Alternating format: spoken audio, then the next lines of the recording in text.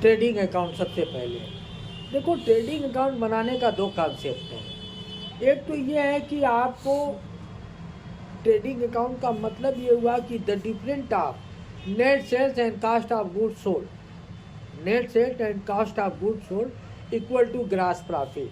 ये equation method से भी आपको जो है कि नहीं ग्रास प्रॉफिट फाइंड आउट हो सकती है। और दूसरा तरीका है कि अकाउंटिंग ट्रीटमेंट के थ्रू आपको ट्रायल बैलेंस में ओपनिंग स्टॉक दिया हो, परचेज दिया हो, परचेज रिटर्न दिया हो, डायरेक्ट एक्सपेंसेस दिया गया हो, सेल्स दिया गया हो, सेल्स रिटर्न दिया गया हो, फिर आपको एडजस्टमेंट में क्लोजिंग स्टॉक दिया गया हो, है ना। इस संदर्भ में अगर हम बात करेंगे, इस कॉन्टेक्स्ट में अगर हम बात करेंगे तो हम फॉर्मेट वाइज बनाएंगे ट्रेडिंग अकाउंट। तो ट्रेडिंग अकाउंट के डेबिट में first of all to opening stock, then to purchases, amount को पर्टिकुलर कॉलम में लिख करके उसमें से परचेज रिटर्न माइनस करेंगे तो नेट परचेज आ जाएगा। उसके बाद सभी डायरेक्ट एक्सपेंसेस जैसे आक्ट्रा है, कैरेज इन है, फ्रेट इन है, वेजेस है, फ्यूल गैस एंड वाटर है ना, ये सब सारे डायरेक्ट एक्सपेंसेस डेबिट साइड में रिकॉर्ड कर लेंगे। क्रेडिट साइड में बाई सेल्स, उसमें से सेल्स रिटर्न माइनस कर देंगे। अब क्लोजिंग स्टॉक एडजस्टमेंट में आपको नीचे इंफॉर्मेशन में दिया है, उसे भी हम ट्रेडिंग के क्रेडिट में रिकॉर्ड कर लेंगे। तो ट्रेडिंग में आपको मिला, तो आप ट्रेडिंग अकाउंट में net sales plus closing stock total करने के बाद डेबिट साइड का टोटल हम माइनस कर देंगे। जो डिफरेंट आएगा वो ग्रास प्रॉफिट कहलाएगा। क्या कहलाएगा? Gross profit. अब ग्रास प्रॉफिट की देखो कॉन्सेप्चुअल एंट्री क्या होती है। Trading account debit to gross profit. अगर कोई पूछे कि ट्रेडिंग अकाउंट ग्रास प्रॉफिट की इनिशियल एंट्री क्या है, तो आप बताएंगे कि trading account DR to gross profit. आपसे ये भी पूछा जा सकता है कि ग्रास प्रॉफिट कैसे क्लोज होता है, तो उसकी एंट्री होती है कि gross profit account debit to profit and loss account. समझ में आया ना? आइए इसको एग्जाम्पल से हम समझाते हैं। देखिए ये आपका फॉर्मेट है trading account.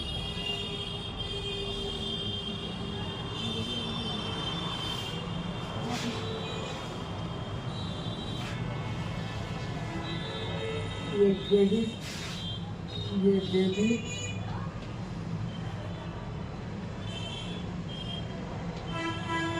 Trading account of mister किसी भी व्यक्ति का नाम, for the year ending, for the year ending as on dot dot करके, और जनरली 31 मार्च को बनता है। कोई भी जो ईयर, जैसे सपोज कर लो 31 मार्च 2022, तो 31/3/2022 ले लीजिए। 31 मार्च 022 चलिए देखिए, यहाँ पे पर्टिकुलर रहेगा, ये अमाउंट रहेगा, ये भी पर्टिकुलर रहेगा,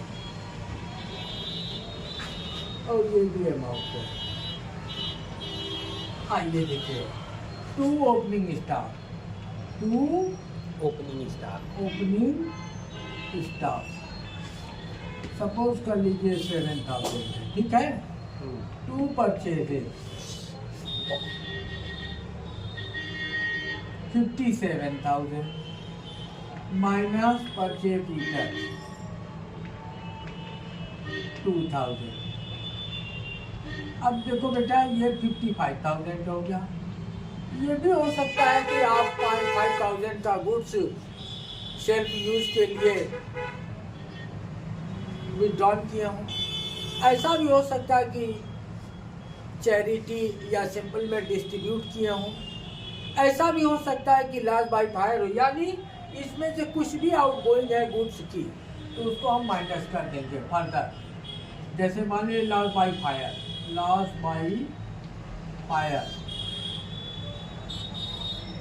5,000, अब 50,000 की आपकी नेट परचेजिंग समझी जाएगी।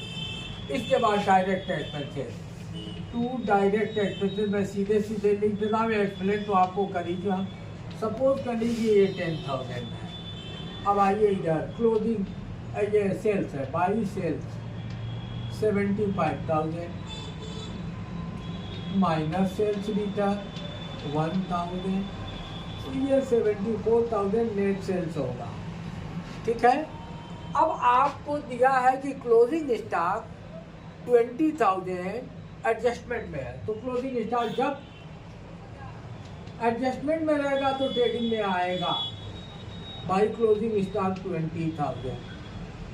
अब देखिए यहाँ पे टोटल 94,000, ये कितना हो गया 74 प्लस 20 94। अब 94,000 60 और 67,000, तो 94 माइनस 60 14 24 और 3 27 27,000 आपकी जीपी हो जाएगी। टू ग्रास प्रॉफिट CD 27,000, ये भी 94,000। अब देखिए ये 94,000 ग्रास प्रॉफिट को छोड़ करके अगर गया 67,000, तो ये डिफरेंस जो आया इसके बीच में, ये आपके बिजनेस की ग्रास प्रॉफिट है। अब बेटा यहाँ पे हम लिखेंगे by grass profit brought down 27,000। अब यहाँ से स्टार्ट होगा हमारा प्रॉफिट एंड लॉस अकाउंट।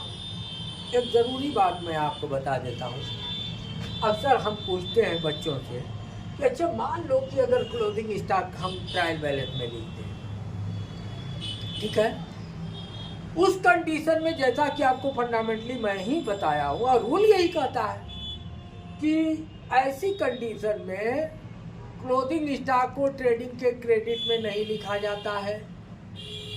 चलिए साहब नहीं लिखेंगे, तो जब नहीं लिखेंगे तो हमारी ग्रास प्रॉफिट कम हो सकती है। कोई भी ट्रेडिंग के अकाउंट, ट्रेडिंग साइड में 20,000 रुपये का फिगर आने वाला, अगर यहाँ से इसको हटा दिया जाए तो ये टोटल कितना हो जाएगा, ओनली 74,000।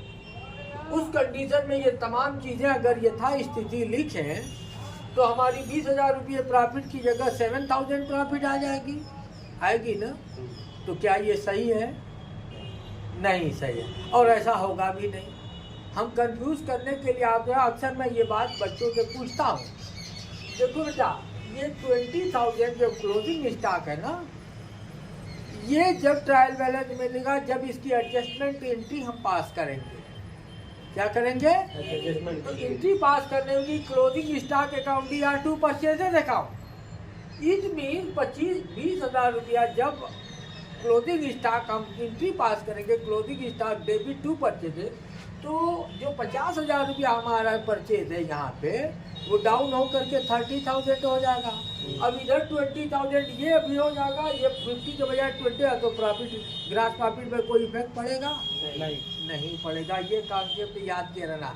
तो क्लोजिंग स्टॉक कब लिखा जाता है ट्रायल बैलेंस में? जब क्लोजिंग स्टॉक का सही वैल्यूएशन होता है तो उसकी जर्नल एंट्री पास कर ली जाती है, और जर्नल एंट्री जब पास कर ली गई तो जाहिर सी बात है कि उसका लेजर अकाउंट बनेगा, और लेजर अकाउंट बनेगा तो ट्रायल बैलेंस में आएगा। तो जब ट्रायल बैलेंस में आएगा तो फिर ट्रेडिंग के क्रेडिट में नहीं आएगा, और ग्रास प्रॉफिट नेट प्रॉफिट पर तो इसका कोई इफेक्ट नहीं पड़ेगा। इस बात को बहुत इम्पॉर्टेंट ये चीज़ है, इस बात को हमेशा याद किया रहना कि कोई भी टीचर आपसे पूछ दे कि क्लोजिंग स्टॉक की दो कंडीशन है। एक कंडीशन ये है कि क्लोजिंग स्टॉक ट्रेडिंग के क्रेडिट में लिखा जाता है, और दूसरी कंडीशन है कि trading account closing stock trading के क्रेडिट में कब नहीं लिखा जाता। तो कब नहीं लिखा जाए का जवाब ये है कि जब हम ट्रायल बैलेंस में क्लोजिंग स्टॉक को लिखते हैं तो ट्रेडिंग में नहीं लिखते, बल्कि बैलेंस शीट की एसेट्स में लिखते हैं। और ट्रायल बैलेंस में नहीं रहता है, नोट्स में रहता है, एडजस्टमेंट में रहता है, इंफॉर्मेशन में रहता है, तो हम दो जगह लिखते हैं। कहाँ लिखते हैं? ट्रेडिंग के क्रेडिट, बैलेंस शीट की एसेट्स में। तो इस कंडीशन में हमारा क्लोजिंग के अमाउंट के, क्लोजिंग स्टॉक के अमाउंट से ग्रास प्रॉफिट बढ़ा हुआ होता, नेट परचेज बढ़ा हुआ रहता है। इस बात को नोट कर लीजिए।